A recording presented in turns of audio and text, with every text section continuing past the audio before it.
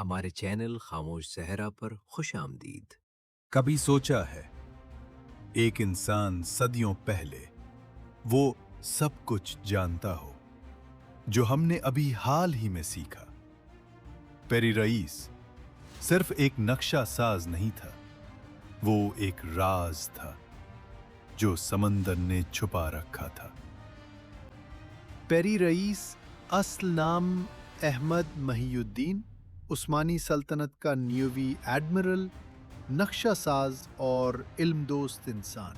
ایک ایسے دور میں جب دنیا نقشوں میں بکھری ہوئی تھی، جہاں نئی دنیائیں دریافت ہو رہی تھیں اور طاقتیں سمندروں پر قبضے کے خواب دیکھ رہی تھیں، لیکن پیری رئیس کا خواب کچھ اور تھا۔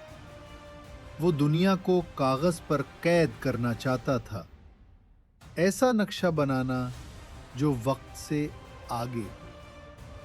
1513 میں پیری رئیس نے پہلا ایک ایسا نقشہ تیار کیا جو آج بھی دنیا کے سب سے پرانے اور حیران کن علمی نقشوں میں شمار ہوتا ہے۔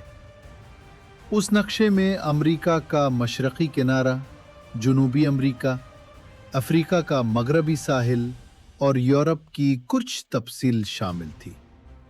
اور حیرت انگیز بات یہ ہے، یہ وہ وقت تھا جب کولمبس کی دریافت کو صرف 21 سال گزرے تھے، لیکن پیری رئیس نے وہ جزیرے بھی دکھا دیے جو کولمبس نے خود کبھی نہیں دیکھے۔ اتنی درست معلومات اس وقت کیسے ممکن تھی؟ کیا پیری رئیس کے پاس کوئی قدیم لاپتہ نقشہ تھا، یا وہ کسی ایسی تہذیب کی معلومات رکھتا تھا جو ہم کھو چکے ہیں؟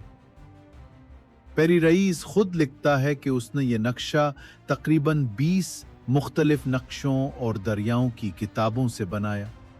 ان میں سے کچھ نقشے یونانی، عرب اور یہاں تک کہ کولمبس کے نقشے بھی تھے۔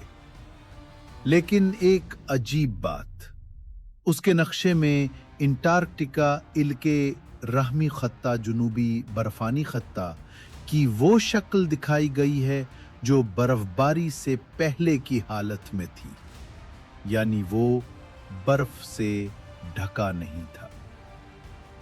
سائنسدان کہتے ہیں کہ برف یہاں تقریباً 6000 سال سے، تو پیری رئیس کو اس کی اصلی حالت کیسے معلوم تھی؟ کیا وہ قدیم تہذیبوں کے علم تک پہنچ چکا تھا؟ کیا واقعی ایسا کوئی لاپتہ علم تھا جو آج بھی راز میں ہے؟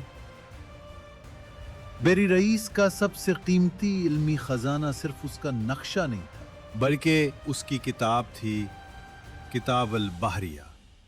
یہ ایک مکمل نیویگیٹرز گائیڈ تھی۔ اس میں 200 سے زائد ساحلی علاقوں، بندرگاہوں، ہواؤں، سمندری کرنٹس اور سفر کے نقشے تھے۔ نہ صرف عثمانی نیوی بلکہ عرب، مصری، یونانی اور اطالوی نیوی بھی اسے استعمال کرتے رہے۔ ہر نقشے کے ساتھ وہ اپنی مخصوص تحریری شاعری بھی شامل کرتا، جس سے پتہ چلتا کہ وہ صرف ایک فوجی نہیں بلکہ ایک فنکار اور عالم بھی تھا۔ پیری رئیس صرف کتابوں کا آدمی نہیں تھا، اس نے پرتگالیوں، اسپینیوں اور کئی دوسری بحری طاقتوں کے خلاف جنگیں لڑی تھیں۔ بحر ہند، عدن، خلیج فارس اور عرب سمندر کے کئی علاقوں میں اس کی کمان رہی۔ اس نے عثمانی سلطنت کو بحری طاقت میں بدلنے میں اہم کردار ادا کیا، لیکن جیسے ہر ذہین انسان کے دشمن ہوتے ہیں، ویسے ہی درباری سازشوں نے پیری رئیس کو بھی نشانہ بنایا۔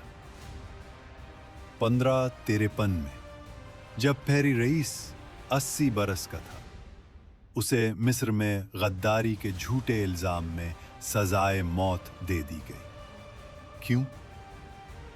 کہا جاتا ہے کہ اس نے ایک جنگ میں مزید آگے بڑھنے سے انکار کیا تھا، کیونکہ اسے اپنی بحری قوت کی کمی کا اندازہ تھا۔ لیکن سلطان سلیمان کے دربار میں اس کو بزدلی سمجھا گیا और एक अजीम अलमबरदार को खामोश कर दिया गया। फेरी रईस तो चला गया, लेकिन उसका इल्म आज भी जिंदा है।